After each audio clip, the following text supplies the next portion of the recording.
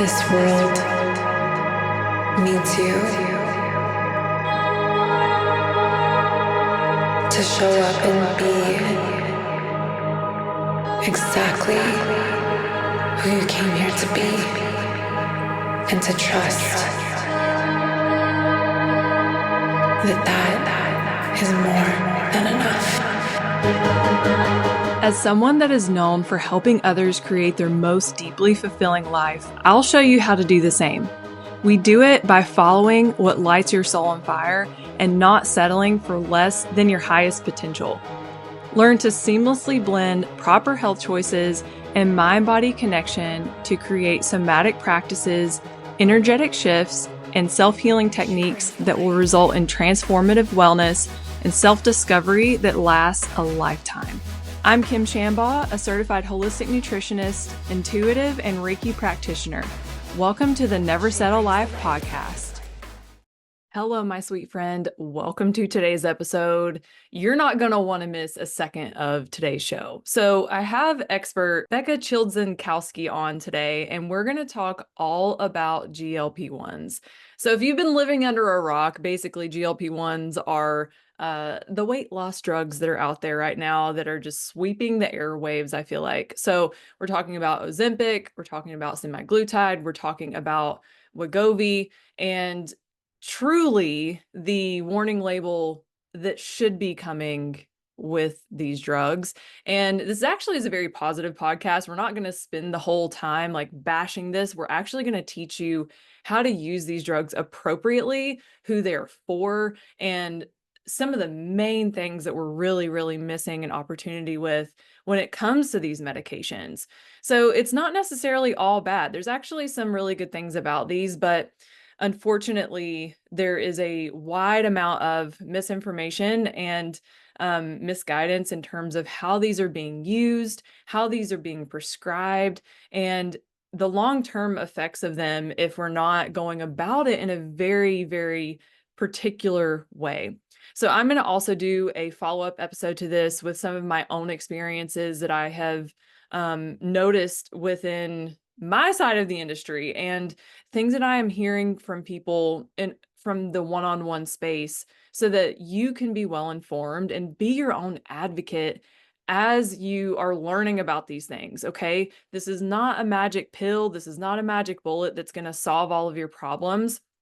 And truly, we get into the deep need to do the work, do the lifestyle work. You will have to be able to master your nutrition and your fitness. This needs to be a major part of it, or you will absolutely deal with some very serious ramifications, which we get into just a bit for today. So honestly, an hour was not enough for this podcast. I had so many questions. We scratched the surface, but I think that we're going to really equip you with a way to get started and be able to be your own advocate with this topic. So a little bit about Becca. She is the founder and co-owner of Fit Mom, a leading functional health practice dedicated to helping women get to the root of their health struggles, whether that's gut issues, hormonal imbalances, autoimmunity, or a sluggish metabolism.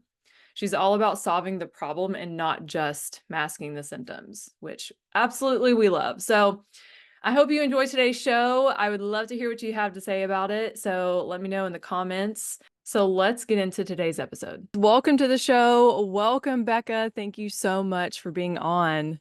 Yes, I am excited to speak some truth on a very misunderstood topic. Yeah. We're going to leave no stone unturned as best we can. Yeah, so let's dive in. We're going to be talking all about GLP-1s, the usages, the side effects, all the good, bad, ugly, like everything that we should know, not only as, potential consumers, but if you are a professional in the wellness space, whether you're a practitioner, you're a doctor, you are a nutritionist, involved in the fitness world. So let's dive right in. Tell us a little bit about yourself, your profession, and everything that you have to offer. Yeah. So I know your history is in CrossFit and my history is in CrossFit. That's a far history for me now, but I essentially grew up an athlete, but I was always kind of overweight. Even though I was very active, I was a two-sport athlete in college. And then after college, I kind of found CrossFit, and it like fueled that obsessive outlet of exercise.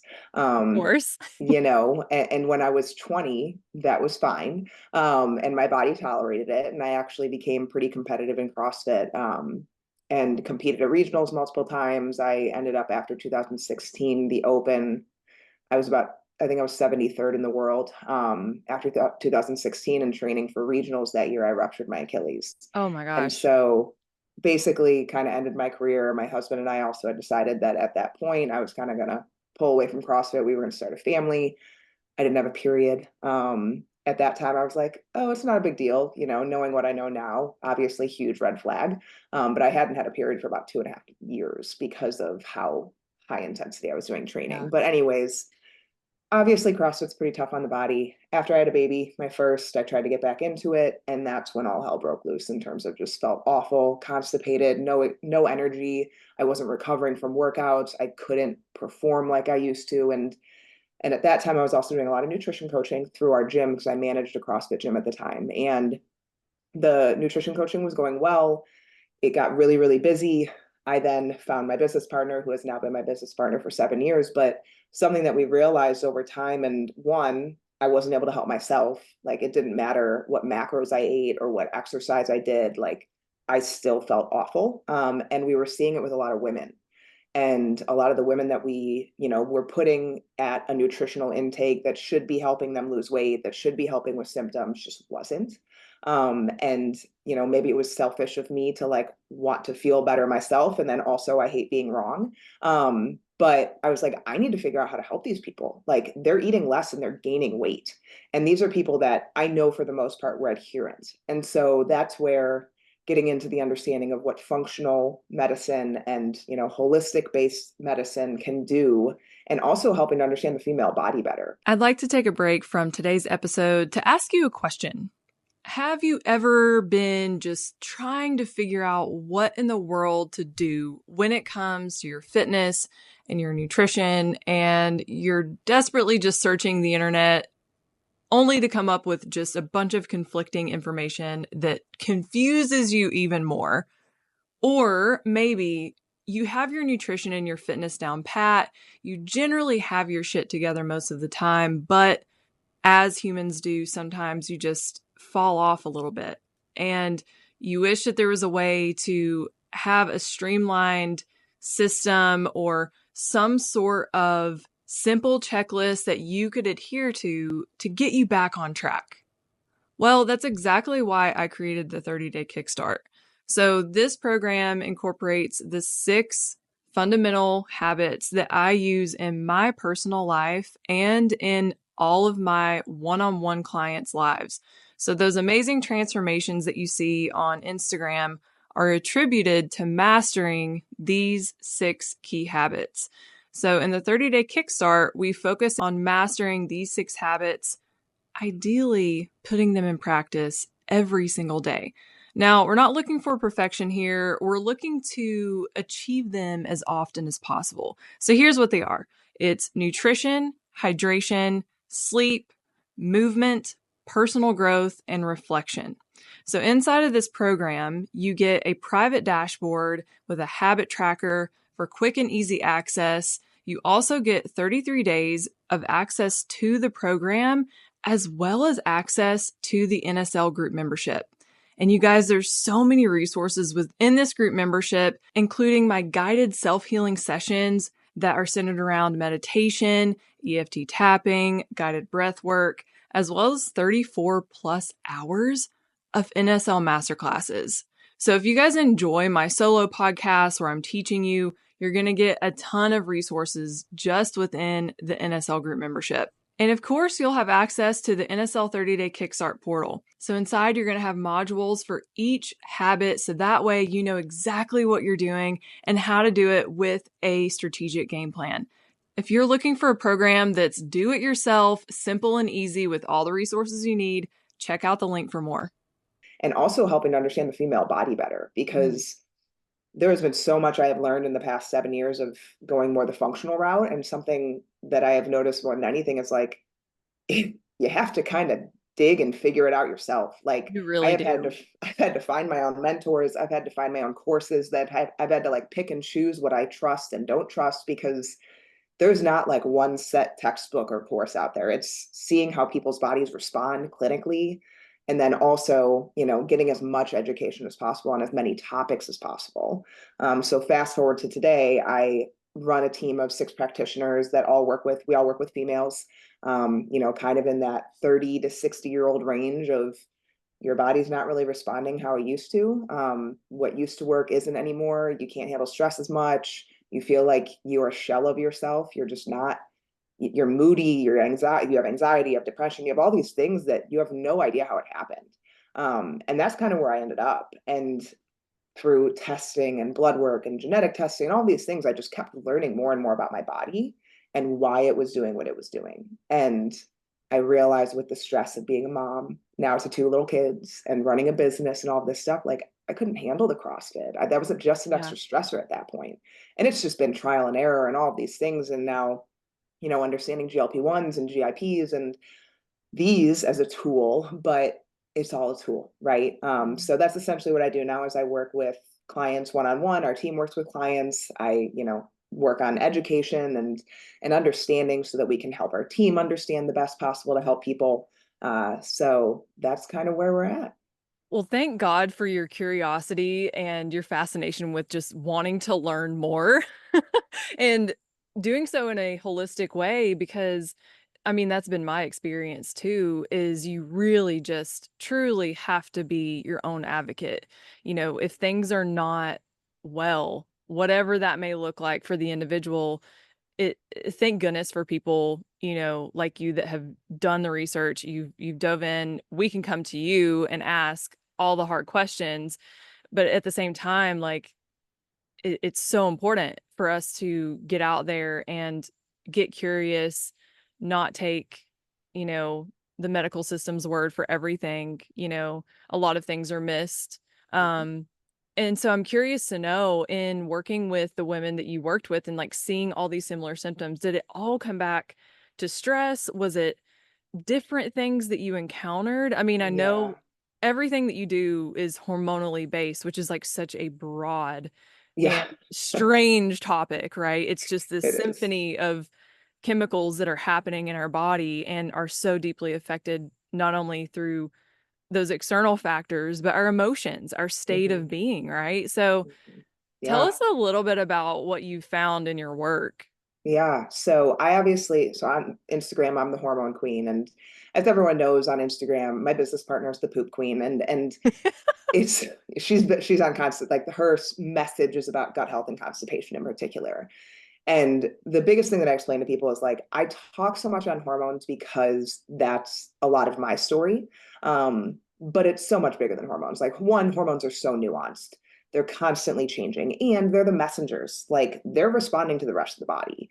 And so there's also kind of like a hierarchy of hormone importance. You have to make sure the adrenals are in the proper spot before you ever go down the line of like trying to manipulate sex hormones or thyroid hormone or any of those things, because every dysfunction comes back to stress of some Mm-hmm. nature. Mm. We talk a lot or we see a lot in our area of work. Everything is immunological ultimately. And so if you think about the immune system, it's systemic. It affects everything in the body. And we have so many immunological assaults throughout our life, whether it be birth control or our exposure to our environment, mold, endocrine disruptors, whatever it might be, the stress of exercise, the stress of pregnancy postpartum, the stress of getting COVID, whatever it might be. And what we talk about is it's essentially when there's too many stressors that crisscross to where we typically see the start of something bigger. So whether it's an autoimmune diagnosis, whether it's psoriasis or eczema, whether it's horrible acne, like the symptoms that people think of, rapid weight gain, right? All of these things at the very root are an immune system that has become overactivated, and the body essentially cannot keep up with cleaning up the inflammation that the immune system keeps causing. And so a big piece of that, yes, is stress, because cortisol plays a really large role in carrying out immune functions. And so if you have too much, too little, it's going to affect how our body addresses, viruses, bacterial imbalances, whatever it might be going on. And so I always tell people, because they come to me and are like, well, I think, I have Hashimoto's. Is that my problem? And I'm like, the Hashimoto's isn't the problem. The Hashimoto's is what happened because of the problem. And so it's understanding that we don't want to just keep slapping diagnoses. We don't want to just keep taking medications. We want to get ultimately to the root of what's going on and calming down the system, which looks a little bit different for everyone, but it does come back to a lot of like, what are your stress inputs? What's your diet and lifestyle? How much sleep are you getting? What are you doing in terms of supporting? Genetics can play a large role. And just knowing yourself, something that I've really worked hard at over the past couple of years is figuring out when it seems like something is too much for my body. Right. Whether it's trying to get back, like I tried to get back into CrossFit probably 5 different times in the past 5 years. And every time it would go okay for a month or two. And then I'd end up with like huge gut distension, or I'd end up gaining weight, or I'd end up not sleeping. And it's like, my body can't handle the level that I want to do CrossFit at. Right.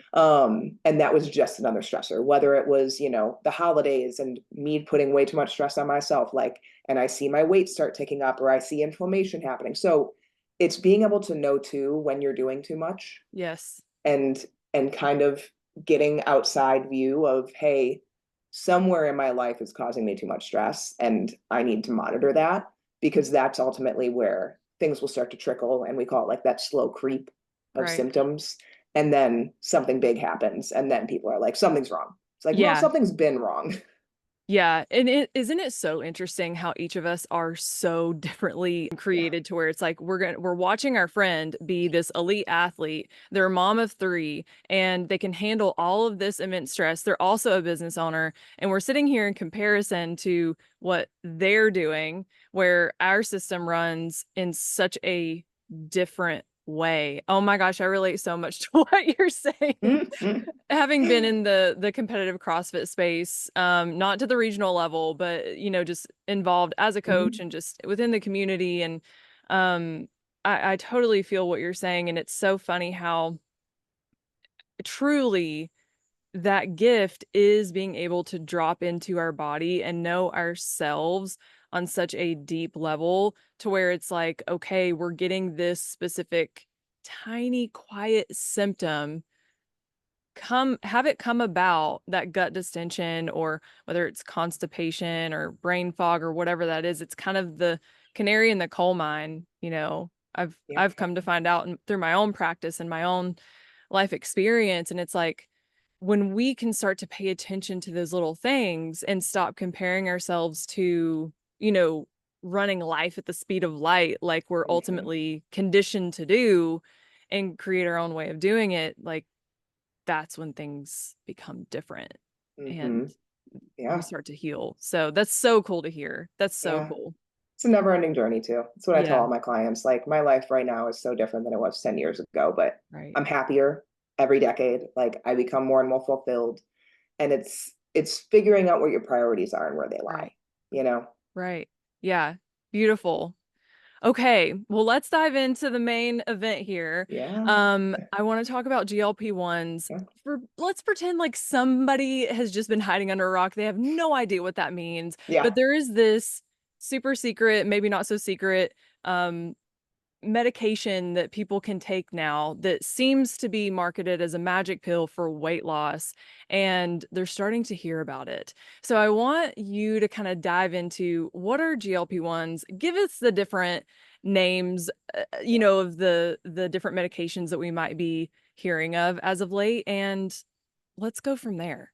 Yeah. So there's 2 main types that most people know of.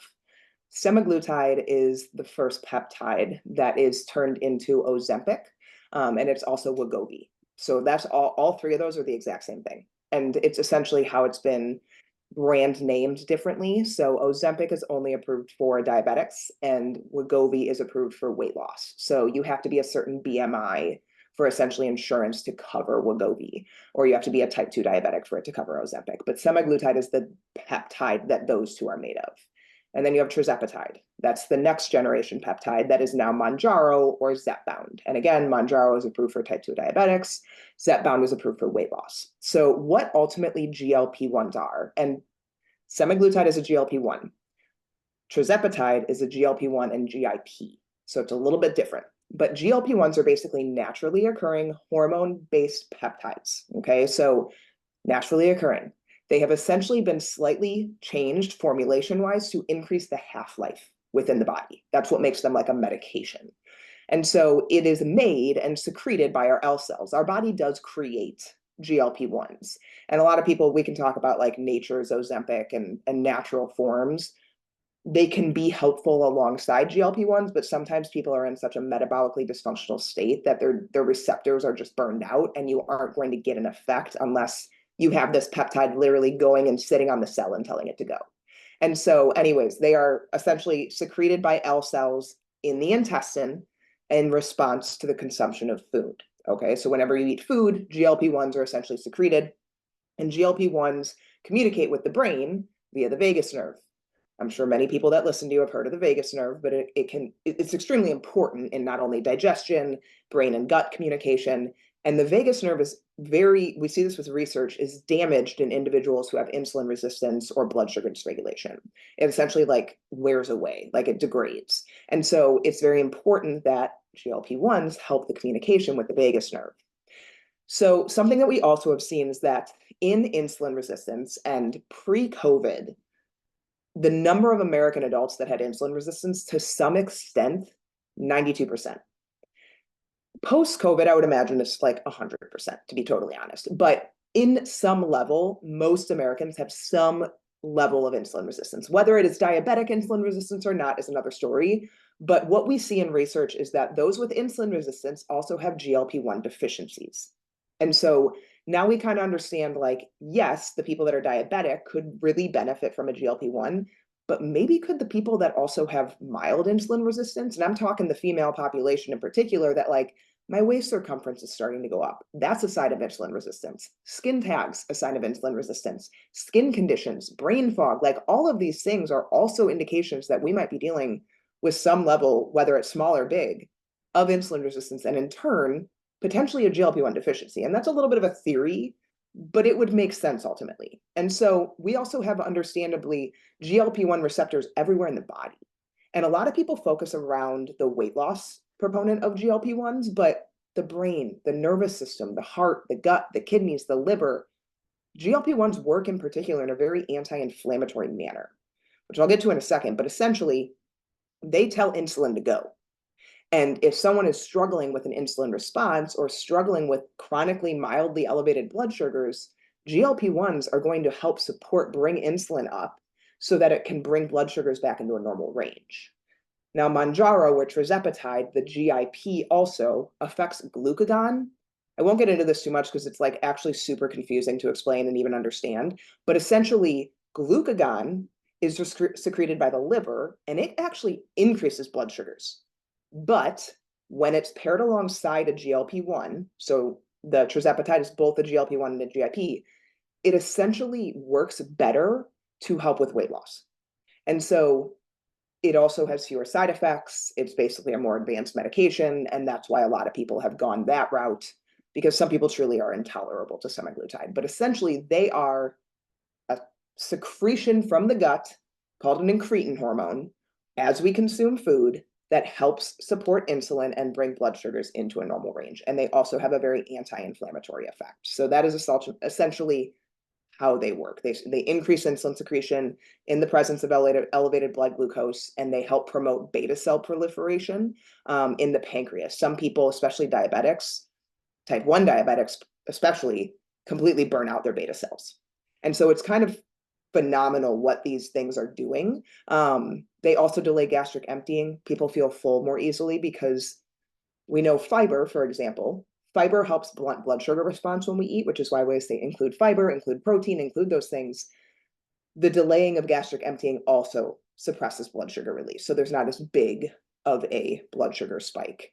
They also have a mechanism of kind of taking away like hedonic urges.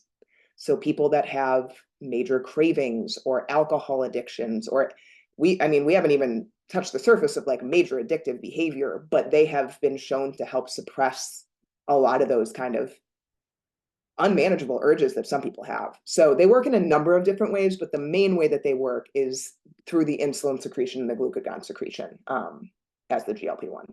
Okay. And I want to come back to the hedonic urges portion. I really want to come back to that. So, who should be on this? And give us different scenarios in which people can find the drug, what they can Mhm. expect, Yeah. the more favorable versus the less favorable. Yeah. Oh, big question. So I truly think that a lot of people can benefit from this drug. The two populations that I use it the most with. One of the populations are people that I see severe weight loss resistance with that have a lot of weight to lose and we cannot get blood sugars down. So I use it alongside processes with my clients. So I have some clients that are, not just 10, 15 pounds overweight, but 50 to 100 pounds overweight. And even with diet adjustments, lifestyle adjustments, and working the immune system, we cannot get weight to move very well. Those clients I'm also tracking blood sugars with. We're doing, more in-depth protocols alongside, but I will layer in one of these peptides often alongside to help support the process. And those are the people that sometimes do need the higher doses of these medications. The other population that I really like using it with is the population that does everything right. Like the female that exercises intelligently, she eats a healthy diet, she sleeps enough, she manages her stress, and she can't get the 10, 15 pounds off of her. That is the client that I microdose this with. So I will use, a fifth of the starting dose, somewhere around there, maybe a half of the starting dose, and we'll use it alongside some other protocols. I actually do a lot of diet manipulation, sometimes fasting, to get people's metabolisms kind of healed ultimately. Because ultimately, I want to get them either cycling off of this drug, not having to take it chronically, or at least as low of a dose as possible. And then chronic pain. There's actually a lot of research that shows that it can help improve chronic pain, cancer situations, like because of the way that it affects inflammation pathways. We will sometimes use it with people that have more chronic pain. So a few different types of populations, but those are the ones that I see benefit the most from it or need it the most. Yeah. Dosing, I have a major problem with how it's being dosed currently. We work with a medical team, so I have a medical team that we partner with that can prescribe the medication because a lot of my clients that, have the 15 pounds or 10 pounds that they want to lose, but they just have a stressful life and they can't manage that because it's their job or their kids or whatever it might be, they're not going to be able to get this prescribed by a doctor. I don't love it being prescribed by a doctor, to be honest, either, because it's coming in a pre-filled injection. Mm-hmm. And so they are giving at the lowest starting dose even more than I think most people should be starting at. And I have seen horrible reactions from people starting dose wise of vomiting for multiple days at a time, Right. extremely sick, can't eat anything, mood goes in the tank. Like we really need to be careful with how we're utilizing this because also if you go on it and you have not worked your gut or your lifestyle, you have pre-existing things, that's where we're running into major issues and major side effects. Yeah. Can we dig into So that for just a moment? yeah. So, can you speak into when you see that dosage and you have a client come to you for a consult and they're like, "Here's how much I'm taking," and you get that red flag of like, "Oh no." What is that dosage? Can you share? The starting dose for Ozempic, 0.25 or 5 milligrams, usually 0.5 milligrams though in the pre-injections, and they go up to 2 milligrams. The Monjaro starts at 2.5 milligrams and goes up to 15 milligrams, and that's a once a week injection. I also don't love how the pre-filled injections jump. So basically the starting dose is 0.5 milligrams for Ozempic, then it goes to 1 and then 2. We start people for reference, I start people at 0.05 versus 5 milligrams. And it can have a very large impact on how someone feels when they take that, like almost immediately. Sometimes it takes 2 to 3 weeks, but it can be nausea, vomiting. They cannot eat anything. It's not even like a lack of appetite. It's like complete food aversions, insomnia, bloating, acid reflux, all kinds of stuff. And in really extreme situations, pancreatitis, I've seen once. They talk about thyroid cancer that is only been seen in rat studies. But there's side effects to these things, especially when not put in place properly and when not monitored properly. And people are essentially, from what I can tell, getting these prescribed by doctors, taking them, not eating because it suppresses appetite, and following the titration schedule up, regardless of whether they need to or not. Like if I have someone on 0.1 of a dose, they are losing weight, they can eat regularly for the most part, they can sleep, they feel okay. There is no chance I am increasing that dose. Like we stay at that dose, regardless of it says to increase every 4 weeks. And people are just cranking these. And they're a Mhm. hormone. Like think about, I hate pellets for this reason. Like you do not just crank hormones in the body because they are going to affect other things in the body. And so I am not a huge fan of how they are conventionally medication are medicated and dosed, which is why we work with compounding pharmacies only. So I have my medical team that we partner with. Sometimes people can go to med spas depending on the type of med spa, but again, they usually aren't monitoring it. Yeah, And so it's, people want to lose weight and they want an easy route and they're going to do what they're going to do. right. I just really hope that people take this information and consider it. Because what's it if it afterwards you gain all of it back Right. And because you let's, didn't fix anything? yeah. And that's doing what I do and having worked with hundreds of people across the world and seeing so many different situations with their starting point, being obese and then working their way down just through lifestyle change, diet, exercise, deep inner work. Because, like, let's be real, a lot of the times, too, there's a lot of child wounding and deep inner stuff that's connected with that, right? And it's like, Mhm. if we're not addressing that root cause as well as maybe taking this route and layering this in as part of a treatment plan, then we may be just completely, missing the boat here. So it's like Mhm. my concern, the red flags that came up for me, and I want to talk about basal metabolic rate and, Mhm. muscle loss as Yep. well. When I see the people that have come to me in the cases that are really years into these medications and they have been on a high dosage and been titrated up with that dosage without a break. And the way that I work my program is I take people on a calorie deficit break every 12 to 16 weeks to let their hunger hormones reset, to Mhm. help with just the stress of it all. Um, but you have somebody that has been really hard at it for 2 years with zero nutritional support, and they've had terrible symptoms, throwing up and gastric issues and all these things, and their muscle is totally wasted away. And then they're like, okay, now I want to focus on how to maintain this. It's almost like you are already behind, right? So like that's my Mhm. concern is with the whatever, however, 3 days that typical physicians get of Yeah. nutritional education within school. Yep. Um, and, in these med spas, same thing. And people aren't educated about the importance of maintaining muscle mass throughout this program. So this is not just this injection, right? Like it's not just this magic pill. There's so much more that we need to be thinking about here. So talk to us about like how this works with basal metabolic rate and the Mhm. intent with going at this very intentional, like lower pace with it. Yeah. So the biggest thing that I want people to understand, because a lot of people do worry about muscle loss, and it does happen if you're not careful with it, right? Because say someone starts at 200 pounds on this medication, they lose 50 pounds, but half of that is muscle. Like you are no metabolically healthier than you were when you were 200 pounds. You might have a little bit less fat and inflammation, but metabolism wise, you're the same. You're the same body fat percentage. And so we have to make sure that we are strength training while we are on this. We are eating adequate protein. And how I work my clients through this when I have them at low doses is I am doing typically like feast fast protocols, because what I'm working to accomplish is I want to fix the metabolism. I want to clean up old inflammation, unhealthy immune cells that we call them senescent cells or zombie cells, but they basically are these cells that the immune system at one point creates all of this inflammation.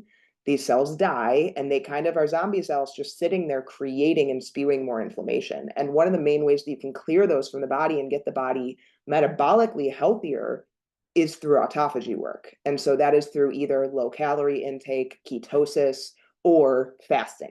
And so we do it very specifically in like a 4 to 8 week period where we do not spend long there because I'm not trying to chronically underfeed someone. We do feast fast schedules so that if I am fasting them during the week, I'm feeding them and feasting them up during the weekend. Like, it is very specific. And while I'm doing this, I am watching their blood sugars, I'm watching their ketones to see, are we switching metabolically? Like, is the metabolism healthy enough to turn over to that fat burning pathway? Because what that fat burning pathway is our detox pathway. It's our cleaning pathway. It's that autophagy pathway. And so many of the people that are on these, for the reason they're on them, is because metabolically they're broken. Like, their metabolism is stuck in this sugar burning state where we see blood sugars elevated. They're chronically stressed, keeping them there. And they have been dieting, but not properly. And so it hasn't fixed things. And so while people are on the medication alongside the protocols I'm running, I am making sure we're fixing things. Like, I'm not just like, hey, let's let the medication work alongside some diet and exercise and, hope that when we're done with it, we're good. No, I am making sure with data that we are fixing things for people, because all disease in nature is metabolic. I mean, cancer, chronic cardiovascular disease, high cholesterol, like everything that exists in our world as a problem is metabolic. And so I use them in that way. And while I'm doing that, I am doing specific exercise protocols, because I know if I'm fasting someone, I can't have them go max out in the gym. I can't have them do HIIT workouts. Like, I am writing very specific exercise protocols alongside what we're doing. I am feeding them in a very specific way, and we're monitoring all of that very closely.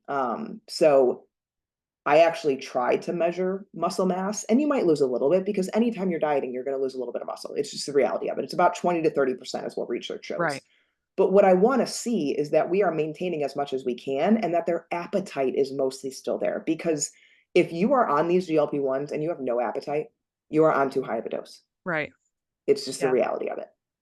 It's so fascinating to me, because I mean, when we talk about, basal metabolic rate, it is, for those of you that don't know, it is the rate in which you need to stay alive, like what you would need in like in a coma. That is what they would give you at the hospital, right? And I can't help but wonder if unknowingly, because of the dosages that they're at, these people just don't have the appetite to feed above that basal metabolic rate properly. And of course, like, when we're dipping into that, we're going to lose muscle mass. We're going to have other hormones affected, Yep. What are your thoughts about that? Yeah. And I mean, every time you lose weight, you're going to see a drop in basal metabolic rate. It's just the Yeah. reality of it. You have less of a body to support, but, like all of that. And anytime you go into a calorie deficit, you're slowing that down by nature. Right. And so what I like to see is, I know where my clients are at nutritionally when they're working with me. Like, I'm either writing them a meal plan that they are following, or I know where their macro levels are at. We know where things are at. And while they are on the dose that we are on, I'm ensuring we're eating enough. And it's like, how many times I have the conversation with my clients on calls of, you need to be eating more. I will take this medication away. Like, I do not care.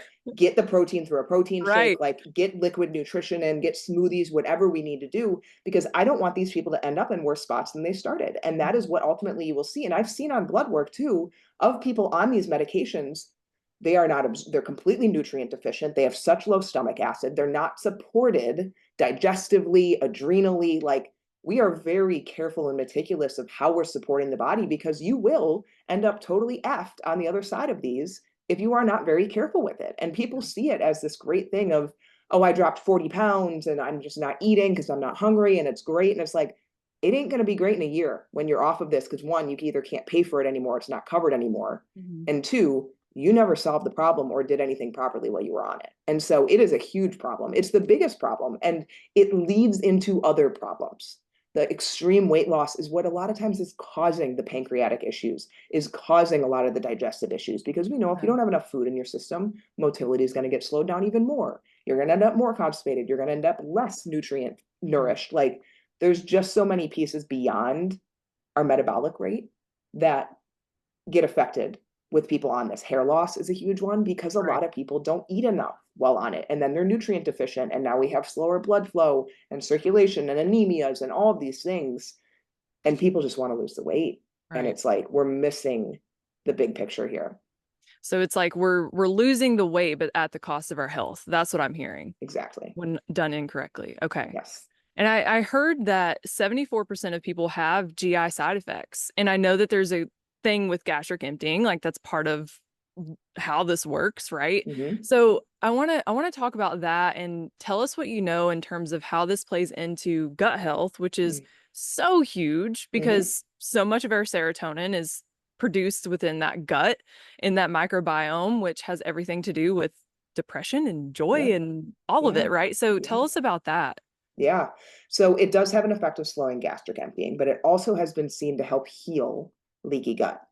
And so, because Interesting. of the way that it supports the gut and inflammatory pathways and kind of like regeneration ultimately of cells to an extent, I have seen people actually have improvement in digestive symptoms while on this if they are on the proper dose. So we support the gut while people are on it. So I have HCl in place to support stomach acid, and there's certain types that are like fast acting HCl because we know there's going to be a gastric slowing going on. So we usually always have stomach acid support in there, which can also help with reflux. We have digestive enzymes. We're ensuring that people are essentially going to the bathroom how they're supposed to be going to the bathroom. And if I have a client that gets constipated or ends up in a place where they are not going, I pull back the dose. Like, again, that is a very clear sign that someone is on too high of a dose. So it stinks because a lot of people just want the results and they think the higher the dose, the better the results. But all of those are signs. Like, if you're having constipation, if you're having reflux, if you're burping more, if you're bloated, all signs that they are too high of a dose. And I also work a ton on hydration. This is the other big piece. These peptides are sodium wasting, which means they cause your body to secrete more sodium.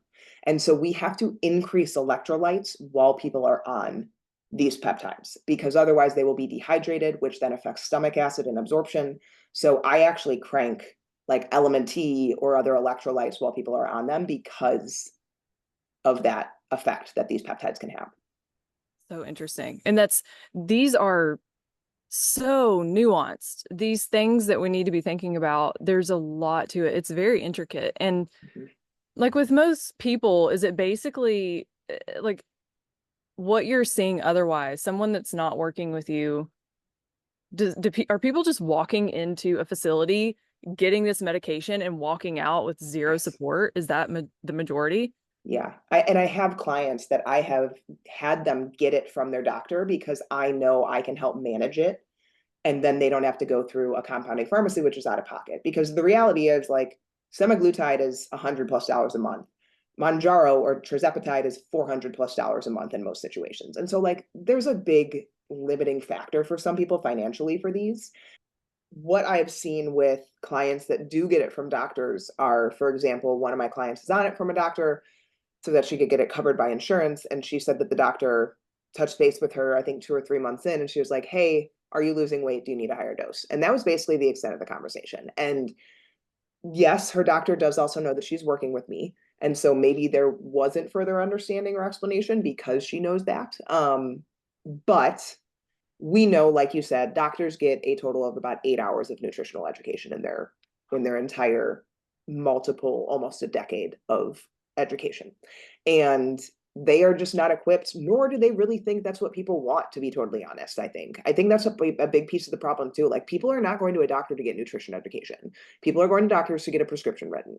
And so can we fault our doctors? We can. I think we more so need to fault the medical system and the red tape that they put around our doctors. But there's just not the right things being addressed when people are put on these medications because I personally think there's not enough understanding from that side of the medical system. I really do. I have gotten all of my education from people that are more on the functional side of things. Right. Dr. Tina Moore is amazing. She has a lot of education. She has an entire course. And my mentor, Vince Pitstick, has taught me a ton. And then through my own research and experience. And so, like, I have had to find education on it and understanding of how to use them properly. And I truly think that the medical system just doesn't have that, nor do Yeah. they want to use that. And it's really hard as a professional in this space because it's like we're coaches, we're health practitioners, but we're not doctors. You know what I mean? And so it doesn't come with that same level, depending on the person that's, coming in as a potential client with the same level of merit. But it's like there's this kind of secret conversation in a way that's going on the back end, right? And it's very different. Like Mm. information that you're getting from a whole self perspective versus a superficial, like, let's treat the symptom with purely medication, right? Mhm. Um, I'm curious to know, I'm going to ask the controversial question. So this was developed in Europe, and I do know that it's not cleared to be used in Europe. And yet here we are in the US using this medication. Do you have any thoughts about that? So these GLP-1s have been around for a while. They've been around for 20 plus years. They've just been in different forms. So like Trulicity is one that a lot of people probably know of. That was one of the earlier variations of it. And so I think a lot of people think that it's a new thing. It's not really a new thing. They've just developed it and made it better and better, as they tend to do with drugs. And so there are a lot of things that are not necessarily FDA approved. For example, BPC 157 had that stripped because I think personally the medical system and the drug administration sees that it's a thing that can help people get off of other medications. If that is my honest opinion, and maybe people can shadow ban me for that, but like I truly think that these, alongside a diet and lifestyle adjustment, could get people off statins and blood pressure medications and all the other things that our drug companies make so much money off of, and they don't want that. And so at the end of the day, who's benefiting and who's profiting? That's what you're going to see on social media. That's what they're pushing. And that's why I think there has been so much negative press around these, because I truly think that the drug companies, who I think run mostly everything, do not want them out there. Interesting. That's such an interesting take. Oh my goodness. Because I mean, if we were to look at the percentages of, our pharmaceuticals and how much statins take up in terms of, oh my gosh, and it's wild. Yeah. Um, that's a very interesting take. So I want to get into the gut health side of things. And I think I had never actually heard that it improves leaky gut. So I'm very curious to know how this is affecting us on a deeper level, especially like I kind of mentioned before, serotonin and the vagus nerve too. So Mhm. obviously there's such a huge connection with our blood-brain barrier and our gut health. So uh, what how does this play in, if at all, with Yeah. that? So it helps to start to kind of reignite the vagus nerve ultimately, because, like I said, it does become less healthy in individuals that are dealing with long-term dysglycemia or blood sugar dysregulation. And so we know how important the vagus nerve is to our gut health and our gut function and our motility, and our stress levels as a whole are affecting our vagus nerve. And so it does help to kind of, for a lack of a better term, regenerate and kind of reignite the function of the vagus nerve, which then impacts gut health on a positive note. It also has a lot of anti-inflammatory effects and immunological effects. So like I mentioned, the ability of it to help kind of push along autophagy and the cleaning of the immune system, and what the immune system can ultimately create in situations like SIBO. SIBO for a lot of people is, people say that SIBO is an immune problem. It's an immune system that has become haywire, that has allowed for an imbalance of bacteria to be created in the body. And so if we can resolve the immune piece of it, and we can calm down, alongside obviously rebalancing with whether it's herbs or certain antibiotics sometimes are best used in SIBO cases, it is a it is a tool that is not meant to be a standalone tool, but alongside other therapy methods can be very helpful in healing of the gut because of how it affects inflammation in the immune system.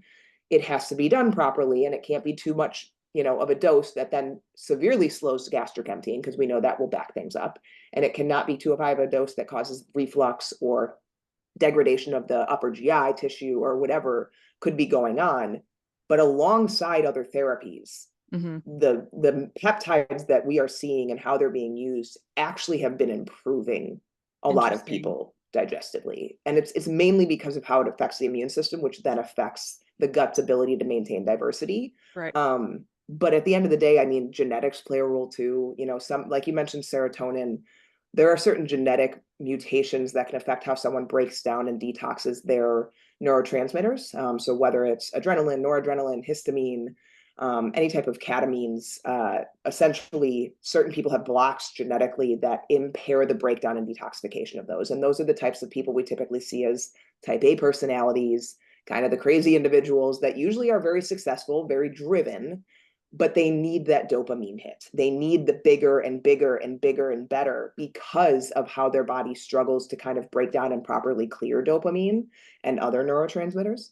These are COMT, MAOA, MAOB. They're all different types of genes that kind of affect how we detox. So I know I've seen that play a role too, in how people, feel. Yes, our gut plays a large role for sure, because we know most of our neurotransmitters are produced in the gut, but also how we detox and break them down plays a role. And there is a large genetic component to that. Wow. Very interesting. With someone, because you kind of mentioned that person that could potentially be taking this, and it's like, I need to lose 20 pounds. They're super busy. They're a professional. They have a family. They have all of these responsibilities. So we know that they have this nonstop kind of external stress, which wears very much on our nervous system and our vagus nerve and all these things. And so how much do we need to worry about also mitigating those external stressors and being able to at least manage ourselves within the crazy environment that we might be in, given the season of life? Like, how important is it to also address that while? Oh, completely. 100% important. Like that is we talk about like the insulin sensitive lifestyle. Like, do not take these just to lose weight and ignore all the other pieces, because they will not work how you want them to work. I very closely monitor my sleep and my clients' sleep, what stressors are coming from in terms of whether it's exercise or food or toxic exposure or emotional stress with relationships. Like, you need to make sure you're getting sunlight and going on walks and doing all of the things, hydrating. Like, you have to have all of those pieces in place. And it's a give or take depending on the season of life where those stressors might come from, right?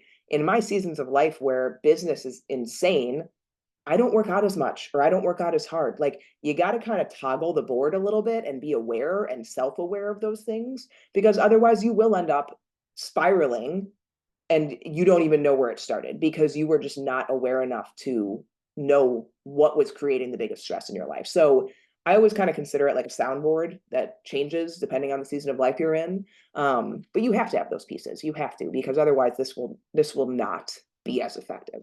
Yeah. So if you were to work with somebody and let's say you're onboarding them and you can just already tell they're not going to let go of their compulsions of addictive stressors that they have, right?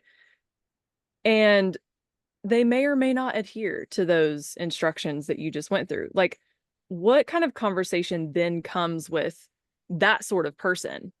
Yeah, I mean, there's a lot of meeting people with where they're at, and really trying to be honest with them of what we know is required to see the change they want to see. And it's honest conversations. Like, I know right off the bat on a consult call or whatever it might be, if that person's ready to make the changes they're going to need to make or not. And I'm not going to force anyone into something that I can tell they are not ready to do.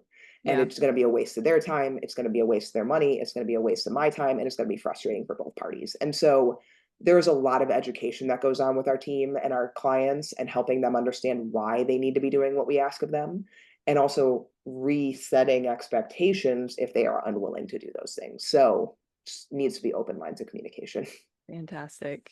Oh my gosh, we need more practitioners like you, Becca. I love We're it. trying. We're trying. Fantastic. Thank you so much for being on today. So if you could give us a quick little summary of the correct way to go about this, if you're going to do it, because we know that people are going to, right? Yeah, Like, yeah. give us a short little synopsis. I know we went through the whole thing, but to just Yep. summarize everything. Yeah. Make sure that one, you either are educating yourself or you're asking the right questions of the person that is prescribing it to you, because they need to be able to answer for you. How long should I be on this? What dose do you think is right? Should I be changing my diet? What should I be looking for in terms of side effects? Like, you need to be the one challenging and standing up for yourself. And you need to empower yourself enough with information to be able to know when things are right and when they're wrong. And do not get blinded by the scale, because it will F you up if that is all you are looking at. And so my personal recommendation is find someone that's knowledgeable and understanding how to utilize them as a tool, and be willing to challenge the person that is prescribing it to you. Yeah. Beautiful information. So important. And it's something, I think I heard you briefly mention this on your page. I use body fat percentage primarily over the scale all day. And I think that that's something too, that if I had somebody come into me about this very topic, I would advise them, look at your body fat percentage. That is going to be the most important metric to make sure that you're upholding your muscle mass and also losing body fat appropriately. And I mean, that goes across the board when we're talking about body composition. So yeah, absolutely. awesome. Well, thank you so much. What do you have coming up? Is there anything that you'd like to shout out? Yeah, you can follow me on my page. I am working on a weight loss resistance guide that might be a free download, might be a small fee. We're trying to decide on that, but it's going to be like a 25-page download of all the steps that I tell people to go through if they are struggling with weight, if they are struggling with inflammation. I have a lot of free downloads in my social media, through my reels. You can comment on them for different things. And we are just continuing to try to get women empowered with information and education on their health and what to look for. And, if you need deeper support, you can find me on my social media. But yeah, that is where we're at right now. Awesome. This work is so important. I appreciate you. I'm so happy to have connected with you. I know that we're going to have you on again because hormones are a whole different world. They're a little confusing sometimes, even for me. Fantastic. Thank you so much, Becca. I appreciate you. Of course. Thank you so much for joining me today on the Never Settle Life podcast. I would love to have your rating and review, so let me know how you liked it. If you liked this episode, please share it with a friend and someone that would really enjoy it as well. Let me know what you'd like to hear more of and send me a comment in my latest Instagram post at Never Settle Life on Instagram. Until next time, I'm Kim Shambaugh. I'll talk to you soon. Being afraid